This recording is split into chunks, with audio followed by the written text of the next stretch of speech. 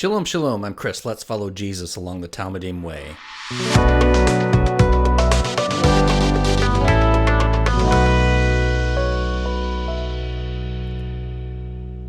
Genesis 33. This is going to be about Jacob reconciling with his brother Esau. Acts 17:11 reminds us to receive the word with great eagerness, but examine the scriptures daily to see whether these things be so. Our roadmap here, we're going to start by looking at a map of the region. It's pretty much the same region that we've had the past couple chapters. And we're going to see Jacob dividing his family in preparation for meeting Esau, who at this point, he still doesn't know whether Esau has good intentions or bad intentions. But we'll find out that, to spoil the story, Esau has good intentions and they end up reconciling. Then we're going to have this strange sequence where Esau invites Jacob to Esau's home called Seir. It's almost like Esau, well, I forgive you, but I don't really want to have you taken out of my sight. So he's going to keep an eye on him there. Jacob's going to politely decline, and then we'll see that he moves on to two towns, one called Sukkot, and then perhaps several years after this, he moves on into the promised land itself, into the region of Shechem. So our map here, same as it has been in the past few chapters. So Jacob re-entered the promised land through the Gilead region in the town of Mitzpah. That was Genesis 31. That's where he and Laban made that treaty never to cross each other's boundaries. Then at Penuel and Mahanaim, we had the angel appears, and then he had the wrestling match at Penuel. Now in chapter 33, he's going to meet Esau at Sukkoth. And Sukkot means, in Hebrew, booths. Sukkah would be a singular booth. And then at the end of the chapter, he'll purchase a piece of land in Shechem. So he'll cross the Jordan, go up what you see as the Wadi Farah, which is the kind of an easy valley to get from the Jordan River to points inland. And then he's going to purchase some land in Shechem. And that's going to lead into the next couple of chapters. There's going to be a disaster at Shechem, which we'll talk about as we move through this lesson and kind of build up to it. And then finally in chapter 35, he's going to move south to Bethel. And this is where God will reconfirm his covenant. Genesis 31, verse 1, then Jacob raised his eyes, looked, and behold, Esau was coming, and 400 men with him. So, Jacob still doesn't know whether he has good intentions or bad, so he's going to divide his children among Leah and Rachel, the two slave women, and he put the slave women and their children in front, followed by Leah and her children next, and, of course, Rachel and Joseph last. They are still the favorites. Then he himself passed on ahead of them and bowed down to the ground 7 times until he came near his brother. So the first thing I found interesting was that despite having his name changed, the narrator continues to call him Jacob. So in the last chapter we read, your name shall no longer be Jacob but Israel, but then here we're going right back to naming him Jacob. Although you have to see his progression here. Instead of hiding, Jacob is now going out in front, perhaps, in a sense, come what may, with his brother Esau in this reunification. It is clear, though, that Rachel and Joseph are most favored. They are in the back, out of harm's way. If bad things start happening, they can easily flee to safety. It says bowing here. He bowed 7 times. That's a sign of respect, though he's not necessarily bowing in submission, but he is showing respect to his superior and Esau as his older brother. And doing it 7 times would be, high respect or complete utmost respect. Then Esau ran to meet him and embraced him and fell on his neck and kissed him, and they wept. He raised his eyes and saw the women and the children, and he said, who are these with you? So he said, the children whom God has graciously given to your servant. So certainly not with evil intent at all. This is a beautiful reconciliation. Esau perhaps came out to avenge himself, but at some point along the journey, his attitude changed. And perhaps he noticed that Jacob, who is now elderly and limping, just wasn't the threat that he once was. It's curious, though, that if Esau saw Jacob's limp and that limp somehow had a role in softening Esau's heart, then it's not too much of a stretch to say that God may have saved Jacob's life by touching his hip socket and giving him that limp. And the lesson there would be, it's very painful, life can be sometimes, but we never know how God might use our pain. So the two wrestlers are wrestling again, but this time it's in a loving and restoring and embrace. And it's just absolutely beautiful. This embrace here foreshadows the final redemption. There's a verse in the single chapter book of Obadiah, verse 21. Then saviors or deliverers shall come to Mount Zion to judge the mountains of Esau, and the kingdom shall be the Lord's. And so what's interesting is that the sages apply the prophecies about Edom to the Roman Empire. So all the woe to Edom becomes symbolic of the Roman Empire. And thus, when Christianity became the official religion of the Roman Empire in the 300s, then the rabbinic interpretation transferred that association to the Christian religion. And since Jacob represents a Jewish people, therefore, in their view, his brother Esau represents Christianity, then this reconciliation perhaps foreshadows a time when Christianity and Judaism will be reunited under Messiah. And that's a nice thought. Who are these with you? This is an interesting scene that's going to be replayed at the end of the book in Genesis 48. Then Israel, now he's called Israel, Jacob, saw Joseph's sons and said, "Who are these?" Joseph said to his brother, "These are my sons whom God has given me in this place." So it's interesting. You have almost the identical language used here. Also in the end times, we have Isaiah 60 verse 7. "The flocks of Kedar shall be gathered together to you. The rams of Nabaioth shall minister to you. They shall ascend with acceptance on my altar. And who will glorify my house of glory? Who are these who fly like a cloud and doves to their roots?" So again, who are these that are with you? And the thought is that the Messiah at this point will present his pure and spotless bride for review and approval for the Father. Author Kenneth Bailey has postulated that Jesus used a number of themes from this story that we've just concluded here, not just this chapter, but going all the way back to the separation of Jacob and Esau. And Jesus worked these themes in as he told the parable of the prodigal son, which he calls the prodigal sons, because we can't miss that both brothers were wayward in different ways. So just a few listings here. We have a father and two sons in the same story.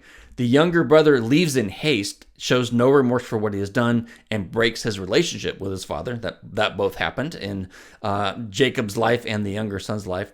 The two brothers then become estranged. The older brother comes in from the field, claims injustice, and becomes angry in both stories. Very interesting. Now, Esau did this at the beginning of the story, and the elder brother in Luke 15 does that at the end, but still you have that parallel theme running through. Both stories have a young goat for a meal. The rebellious younger brother is exiled, shall we say, to a far country, and he subsequently returns while the elder son remains at home. So the younger brother sent away, goes away, and then ultimately comes home while the younger son is there. I think that's interesting. The younger brother had fear on the eve of his return, but both showed remorse and repentance, and that's great. And of course, both are greeted by running and falling on the other's neck and a kiss. So we can only speculate as to what Jesus' motive might have been for these parables, but one theme that seems likely is that the wayward need to repent and be reconciled. And for his audience in the first century, that would have been wayward Israel. For us today, that would have been us as wanderers. We are prone to wander far from home, far away from our family, our heavenly family. And the lesson for us is that we need to be reconciled. And at different times, we are like Jacob. At different times, we're like Esau. Sad to say, we're all like the older brother, sometimes jealous and envious of other people's blessings. And then, of course, we're like the younger son who doesn't have enough and says, "I want more, I want this, I want that," and then has to go out and eat from the pig paws, as we'd like to say. But the ultimate thing is we need to return in repentance. So generally speaking, Jacob does the right things to make peace with Esau. So he prayed, he sent generous gifts to make restitution, and ultimately demonstrated true humility and affection towards his brother. So we all go through times where we have damaged relationships, but I think one lesson here is that God can restore once damaged relationships if we yield to him. And our lesson here is that we should make peace with those we have wronged. Romans 12:17 and 18, never repay evil for evil to anyone.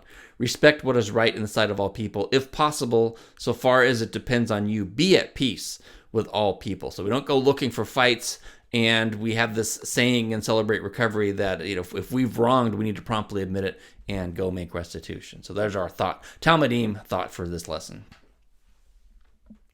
Verse 8, and he said, what do you mean by all this company which I have met? And he, Jacob, said, to find favor in the sight of my Lord.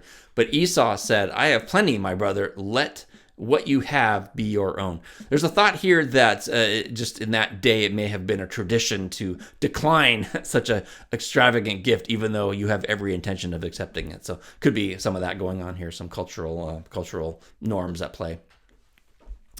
Jacob said, no, please, if now I have found favor in your sight, accept my gift from my hand. For I see your face as one sees the face of God. Interesting choice of words there. And you have received me favorably. Please accept my gift, which has been brought to you because God has dealt graciously with me and because I have plenty. So he urged him, and he, Esau, accepted it. So mentioning the face of God is quite interesting. Jacob has a unique frame of reference from which to make this statement. He appears to be attributing Esau's change of heart to something spiritual. So perhaps when he had the wrestling match, he finished wrestling God, he believed his wrestling match was over with Esau as well. He was told in verse 28 of chapter 32, you have wrestled with God and with men and have prevailed. Now that phrase leads some of the Jewish sages to believe that Jacob wrestled with Esau's angel, although a plain reading of the text doesn't support this. Jacob clearly believes that he wrestled with God, but it's interesting that he uses that same phrase, face of God, to Esau as he did in the last chapter. He does offer Esau blessings, and there might be some gamesmanship in play here, but ultimately Esau accepts Jacob's gifts, and the gifts signify that their accounts are now settled, at least on the surface. We're about to see that they still don't fully trust each other, but at least, appearances are everything is okay. And what's interesting is that the Hebrew word for gift has a connotation of blessing, and so that's definitely a charged term between these two. So Jacob is here giving some of his blessings back to Esau. Then Esau said, let's journey on and go, and I will go ahead of you. But Jacob said to him, my Lord knows that the children are frail, the flocks and herds are nursing are a matter of concern to me, and if they are driven hard just one day, all the flocks will die. Please let my Lord pass on ahead of his servant, and I will proceed at my leisure at the pace of the cattle that are ahead of me and the pace of children, until I come to my Lord at Seir. So still, despite appearances of being okay, there's still just this lack of trust here. Esau is apparently following the old adage that says, keep your friends close and your enemies closer. He doesn't want to let Jacob out of his sight. In the next verse, we're going to see that Esau wants to leave some men behind to accompany Jacob, just to help. I think Esau doesn't trust Jacob one bit, and he probably has reason to do that. For his part, Jacob doesn't want to press his luck, and he doesn't want to go with Esau to Seir, nor does he want a contingent of Esau's men keeping an eye on him. So it appears Jacob has no intention whatsoever of going to Seir. So here's this kind of lying thing again. Although it's interesting, the sages give him the benefit of the doubt. They reference that Obadiah 21 verse that we read earlier as evidence that Jacob and Israel will be required to keep his promise and go to Mount Seir to see Esau in the Messianic age. So that's kind of interesting there. But on the surface, Jacob just has to revert to his old ways and be a little bit of a deceiver. Then Esau said, please let me leave with you some of the people who are with me. But he said, what need is there? Let me find favor in the sight of my Lord. So Esau returned that day on his way to Seir. But Jacob journeyed to Succoth and built for himself a house and made booths for his livestock. Therefore, he named the place Succoth. Sukkot means booths or dwelling places, as in some kind of temporary shelter. So all of this is prefiguring one of the fall festivals of Israel, which is the Feast of Booths, or we may know it as the Feast of Tabernacles. And the thought here is, just as Jacob was led out of exile and brought his family here, so too in the future God will lead Israel out of Egypt through the wilderness and safely into the promised land. And of course, prophetically, this festival foreshadows the future kingdom where we are led through our wilderness time, and we will be, eventually we will dwell with the Messiah permanently. Isaiah 4, on that day, the branch of the Lord, the title of the Messiah, will be beautiful and glorious, and the fruit of the earth will be the pride and the beauty of the survivors of Israel. And there will be a shelter, and the Hebrew word there is sukkah, singular of Sukkot, to give shade from the heat by day and refuge and protection from the storm and the rain. Sukkoth is near where the brook Jabbok and the Jordan River meet. It's not far from Penuel in the events of chapter 32. It is in the tribal allotment of Gad. And so that's interesting when we think of it's the region of Gadara, which will eventually be a Gentile region. They'll get overrun. And eventually, in the time of Jesus, they will be herding pigs. So not Jewish at all, but very much Gentile land. This shouldn't be confused with an Egyptian town that goes by the same name. If you've read the Passover story, there's a Sukkoth mentioned in Exodus 12, but that's not the same place. We do need to remember that Jesus is the ultimate Sukkah. We take refuge in him, and he came to dwell among us, just like John 1:14 says, and the Word became flesh, dwelt, tabernacled among us, and we saw his glory as of the only Son from the Father, full of grace and truth. So when we think of booths, we need to think of Messiah, because Jesus is where we take refuge. Now Jacob came safely to the city of Shechem, which is in the land of Canaan, where he came from Paddan Aram, and camped before the city. He bought a plot of land where he had pitched his tent from the hands of the sons of Hamor, Shechem's father, for 100 pieces of money. There he erected an altar and called it El Elohe Israel. So we likely have several years gap between verses 17 and 18 when he moved from Sukkoth to Shechem.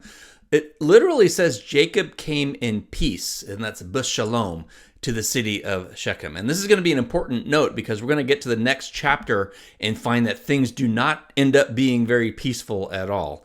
But we'll save that for the next time. As with Genesis 23 and that land transaction, this one is documented with an exact price. And by the end of the book, Jacob is going to leave this land to Joseph, who will later be buried here in Shechem. And this is the same region of the woman at the well. And so it's all that is playing in here.